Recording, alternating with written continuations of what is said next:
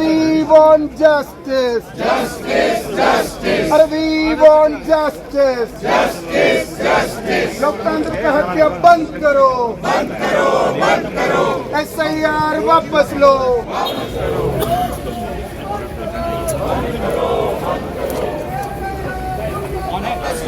वापस लो. ये तानाशाही बंद करो.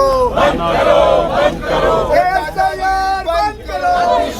गद्दी छोड़. वोट चोर गद्दी छोड़. गद्दी छोड़, गद्दी छोड़. वोट बंदी. அண்மை செய்தி. நாடாளுமன்ற வளாகத்தில் இன்றும் எதிர்க்கட்சிகள் போராட்டத்தில் ஈடுபட்டு வருகிறார்கள். விவரங்களுடன் இணைக்கிறார் செய்தியாளர் ராஜேஷ். விவரங்கள் வழங்கலாம்.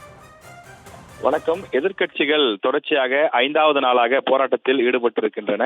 நாடாளுமன்ற வளாகத்தினுடைய 2 அவைகளும் கடந்த சில நாட்களாக முடக்கப்பட்டு வருகின்றது. குறிப்பாக மக்களவை பொறுத்தவரையிலே தொடர்ந்து 5வது நாளாக முடக்கப்பட்டிருக்கின்றது. அதற்கு காரணம் அந்த சார் என்று ஆங்கிலத்திலே குறிப்பிடக்கூடிய சிறப்பு அந்த வாக்காளர் சீர்திருத்தம் தான். அதன் காரணமாக பீகார் மாநிலத்தில் பெரும் பிரச்சனைகள் ஏற்பட்டிருக்கின்றது. எனவே அதனை ஏற்க முடியாது என்று எதிர்க்கட்சிகள் தற்போது பாராளுமன்ற வளாகத்திற்கு வெளியே கண்டன முழக்கங்களை எழுப்பி வருகின்றார்கள். அதாவது ஸ்பெஷல் இன்டென்சிவ் ரிவிஷன் என்று குறிப்பிடக்கூடிய ஆங்கில வார்த்தையின் சுருக்கம்தான் அந்த சார் SIR என்பதை குறிப்பிடுகிறார்கள்.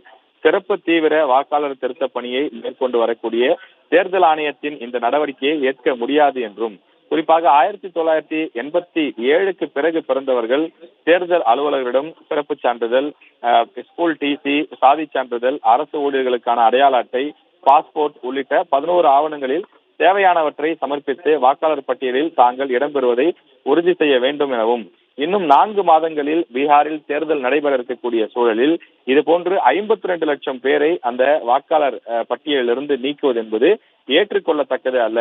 இதில் எதிர்க்கட்சிகள் குற்றம் சாட்டுவது என்னவென்றால், பாஜக எங்கெல்லாம் தங்களுக்கு வாக்கு சதவீதம் குறைவாக இருக்கின்றதோ அந்த இடத்திலெல்லாம் இவர்கள் வெளி மாநிலங்கள் அல்லது வெளிநாடுகளிலிருந்து வந்து அத்துமீறி குடியேறியவர்கள்.